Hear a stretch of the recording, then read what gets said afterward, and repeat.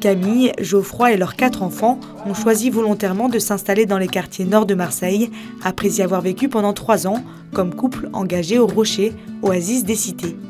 Leur expérience a renforcé leur compréhension des enjeux sociaux et culturels dans ces quartiers populaires. À la fin de leur mission, cet ingénieur et cette juriste décident de s'installer proche de leur ancienne cité pour continuer à vivre la rencontre avec ces quartiers souvent difficiles. Notre mission au Rocher, notre aventure familiale Rocher, elle a changé notre cœur, nous, à Geoffroy et à moi, et elle nous a montré combien vivre avec l'autre différent est la source de la joie. Aujourd'hui, nos enfants sont heureux. Donc bien sûr qu'il y a des difficultés, bien sûr qu'il y a des choses où on se dit c'est pas normal et nos enfants voient des choses que, qui questionnent et que c'est fatigant pour des parents de reprendre des questionnements. Mais quand on regarde nos enfants et qu'ils sont heureux, épanouis dans cette diversité aujourd'hui, aujourd'hui ça nous conforte dans le choix qui est fait. Aujourd'hui, ils partagent une délicieuse paella en compagnie de Sofiane, Yasmine et leurs 2 enfants, une famille musulmane qu'ils ont rencontrée dans leur mission au Rocher et avec laquelle ils ont tissé des liens d'amitié très forts. Cette famille et quelques autres sont restés des amis et une amitié ça s'entretient et c'est important pour nos enfants aussi de continuer à développer des amitiés diverses. En fait pour eux c'est des enfants, on joue ensemble et c'est beau de les voir évoluer ensemble.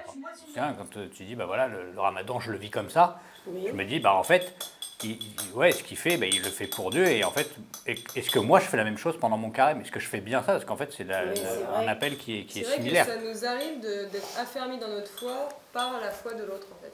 Malgré nos différences, on va dire, de religion, du moment qu'on peut rire ensemble, on peut vivre ensemble. Je pense que pour mes enfants, c'est enrichissant. Pour côtoyer les gens, c'est la valeur humaine qu'il faut apprendre à nos enfants. Et la valeur d'aimer l'autre et de respecter l'autre beaucoup plus. En plus, comment tu fais pour les faire sauter plus haut? Une source d'enrichissement pour Camille et Geoffroy, qui en profitent aussi pour expliquer les différences culturelles ou religieuses à leurs enfants. On a quand même des conversations parfois pour rétablir un peu les choses. Moi, je pense à Apolline qui a 5 ans et qui me dit un jour quand je sers un rôti de porc, « Ah non, mais on ne peut pas manger de porc. » Et je dis « Pourquoi tu dis ça, Apolline ?» Parce que à l'école, moi, on me dit à la cantine, « Non, il ne faut pas manger de porc. » Bon, en fait, ça impose quand même des petits réajustements où, alors on réexplique que nous, on peut en manger, que personne n'a jugé ce que tu fais de tes pratiques religieuses. Et voilà, on a quand même des moments où on est un peu obligé d'être attentif. Oui, voilà, d'être attentif quand même. On souhaite que cette expérience puisse aussi marquer nos enfants durablement, pour pas qu'ils aient peur en fait. C'est éviter ce système de peur de l'autre différent. Peu importe la différence qu'il va y avoir, parce que ça peut être l'interculturalité, mais ça peut être le handicap, ça peut être la pauvreté, enfin tout ça, ça fait peur. Si par cette vie ouverte, ils peuvent ne pas avoir peur, je pense qu'on aura réussi. Alors que leurs enfants grandissent, ils espèrent que l'ouverture à l'autre qu'ils leur donnent sera ancrée dans leur vie. Le pape François nous invite à la suite du Christ à sortir. Aujourd'hui, les futurs chrétiens qui nous avons apporté la bonne nouvelle, ce n'est pas des gens qui sont dans l'église, c'est des gens qui nous attendent, qui attendent une parole. Cette parole qui passe par la charité, qui passe par l'écoute, qui passe par le respect, mais qui passe par l'audace de croire que l'Esprit Saint vraiment est déjà à l'œuvre. Les parents ont souvent plus peur que les enfants d'aller vers le différent. Les enfants, finalement, dans les écoles, c'est très très mélangé. Et donc, il faut pouvoir accompagner les enfants, de la part des parents, dans cette éducation à l'ouverture.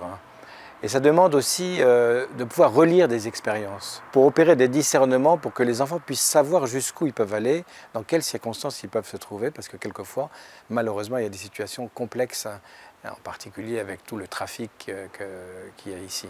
Donc c'est important que les parents accompagnent leurs enfants et aident à un discernement, pour que ces enfants soient vraiment libres de pouvoir aller vers leurs amis. Aujourd'hui, dans ce monde interculturel, on est obligé de s'ouvrir. Donc ça, c'est important que les parents accompagnent cette réflexion, ce travail d'ouverture des enfants, tout en leur permettant d'avoir dans leur éducation et dans leur foi quelque chose de très profond et de très solide. Cette expérience de sortir nous demande aussi d'avoir des racines profondes. Les chrétiens, pour pouvoir aller à la rencontre de personnes d'autres religions, d'autres cultures, sont invités, et ça je l'ai constaté beaucoup auprès des jeunes dans les missions, dans les cités, de nourrir et de fortifier leur foi pour être vraiment eux-mêmes, en fait, et ne pas se cacher.